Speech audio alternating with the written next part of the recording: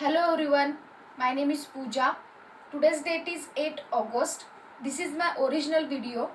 Today's video topic name is different type of Spring annotation. Annotation is in the form of metadata which provides the data about the program. It does not directly affect to the operation of the code, and also it does not involve in the application which we have to develop. So there is a different types of annotations in the Spring Core, Hibernate, JPA or stereotype annotation. So first is in the Spring Core annotations. Spring Core annotation, in the Spring Core there is a different types of annotation. So first is the @required. @required annotation which is applied on the setter method. It indicates that the particular bean must be popped at the configuration time, otherwise it should be give the exception like bean initialization exception.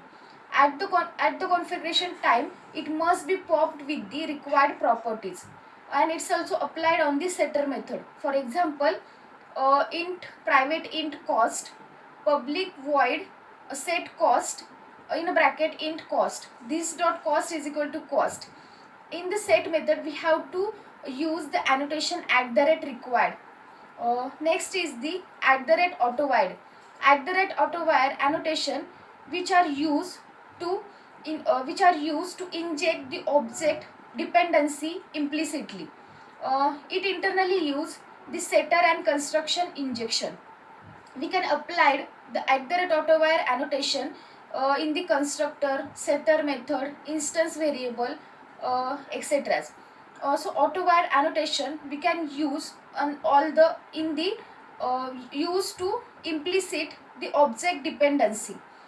For example, we want to inject the object of student. So student in that we have to use @autovide, or public void student in a bracket int id in a bracket in a constructor. This dot id is equal to id. In that we have to also use @autovide annotation. Next is the configuration. Configuration is a class level annotation which we have to use for the Spring container for the bean definition. For example, @configuration class student. Next is the Spring Boot application. Spring Boot application which we have to indicate that which we have to enable the component scan and the Spring Boot application. Next is the stereotype annotations. So first is the @controller. @controller annotation which indicate that the particular controller will be the web controller and which handles the HTTP request. So in the MVC we have to use @controller, and in the RESTful web services we have to use @rest controller. So for example, @controller class student. Next is the service.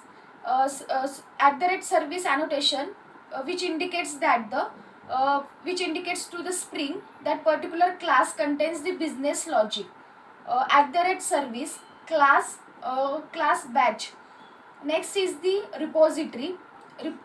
@repository which contains the abstraction of data access and the data storage. It contains the DAO, means data access object. It contains it interact with the database and it perform all the operation related to the database. @repository class student. Next is the @request mapping. @request mapping annotation which are used to map the HTTP request to the handler method in the MVC or the RESTful web services. So @request mapping annotation we have to use at the class level or method level.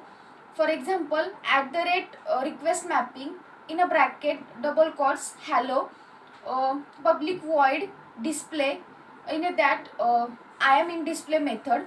So we have to use it the method level. For the class level, @controller request mapping in double quote slash class student. So in it we have to use request mapping annotation at the class level.